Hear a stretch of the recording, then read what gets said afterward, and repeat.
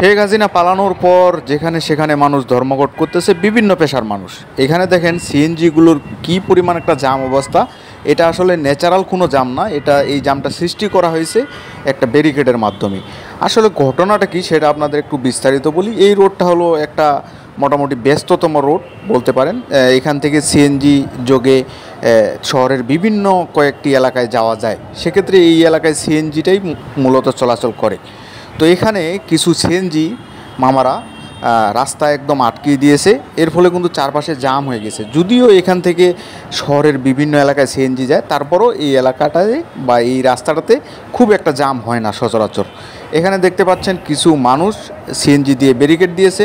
এই ভিড়ের মাঝে কিন্তু অ্যাম্বুলেন্সও রয়েছে এবং সেই অ্যাম্বুলেন্সগুলো আটকে যাচ্ছে এবং গাড়িগুলো সেখানেই তাদের যাত্রীগুলো নামিয়ে দিচ্ছে। যাত্রীরা দেখতে পাচ্ছেন হেঁটে হেঁটে পার হচ্ছে। তবে মোটরসাইকেল দুই একটা যাতায়াত করতেছে, আপনারা দেখতে পাচ্ছেন পাশ দিয়ে মোটরসাইকেল যাচ্ছে। দর্শক, এছাড়া আমরা লক্ষ্য করেছি শেখ হাসিনা পালানোর পর বিভিন্ন সংগঠন, সেটা হোক এই যে সিএনজি সংগঠন বা পুলিশ বা শিক্ষক, যে যেখানে পারতেছে ধর্মঘট করতেছে। আনসাররা কি একটা কাণ্ড করলো, পুরো বাংলাদেশে বন্যা চললো, এই সময় তারা তাদের ধর্মঘট চালু করলো এবং ছাত্রদের সাথে হতাহত হয়েছিল। তো এই যে অনাকাঙ্ক্ষিত ধর্মঘটগুলো, এইগুলো 15 বছরে কেন আসেনি?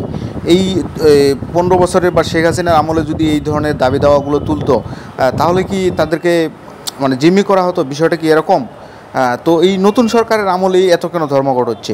এই যে একটা দেখুন, জনজীবনে একটা যে ব্যাপক প্রভাব ফেলতেছে। এখানে একটা অ্যাম্বুলেন্স আটকে আছে, সেখানে রুগীটা তার জীবনের সাথে হয়তো যুদ্ধ করতেছে। এরকম একটা পরিস্থিতিতে অ্যাম্বুলেন্সটাকেও ছেড়ে দেওয়া হচ্ছে না। কেবলমাত্র দেখতে পাচ্ছেন কিছু মোটরসাইকেলকে ছেড়ে দেওয়া হচ্ছে এবং কিছু রিক্সা পাশ কাটিয়ে যাচ্ছে। তো এই জরুরি সিচুয়েশন বা ধর্মঘটটা যারা করে, তাদের উচিত এই কমপক্ষে অ্যাম্বুলেন্সে যারা আছে তাদেরকে ছেড়ে দেওয়া। কেননা আপনি জানেন যে একজন রুগীর জন্য টাইম কতটা, হাসপাতালে নিয়ে যাওয়াটা কতটা ইম্পর্টেন্ট। সেক্ষেত্রে আপনারা এই অ্যাম্বুলেন্সটাকে ছেড়ে দিতে পারেন। এছাড়া সিএনজিগুলো কিন্তু ক্রমান্বয়ে লাইন বাড়তেই আছে এবং অনেকেই এই রাস্তাটাকে অ্যাভয়েড করতেছে। যেহেতু এটা আমি আগেই বলেছি যে এখান থেকেই এটা একটা সিএনজি স্ট্যান্ড। এখান থেকে কিন্তু শহরের বিভিন্ন জায়গায় মানুষজন যাতায়াত করে সিএনজি যোগে। সেক্ষেত্রে এই রাস্তায় প্রচুর পরিমাণ সিএনজি ঢুকে। তবে কোনো সময় এইরকম এই জামটা কিন্তু 1 ঘন্টা ধরে স্থায়ী আছে। এইরকম জাম কিন্তু সচরাচর লাগে না। সেটা জাম লাগতে পারে 10-15 মিনিট, এর চেয়ে বেশি হয় না কখনো। এখানে একটা পিক আপ প্রবেশ করতেছে, সেটা মোড় নিয়ে নিবে, আপনারা দেখতে পাবেন। কাউকে যাইতে দেওয়া হচ্ছে না। তো আমি যেটা বলতেছিলাম যে এই যে ধর্মঘটগুলো বিভিন্ন সংগঠন করতেছে, আজকে সিএনজিওয়ালারা করতেছে, আনসাররা করেছে, শিক্ষকরা করেছে, বিভিন্ন শ্রেণী পেশার মানুষরা করতেছে। এই ধর্মঘটগুলো কি ক্রমান্বয়ে করা যায় না?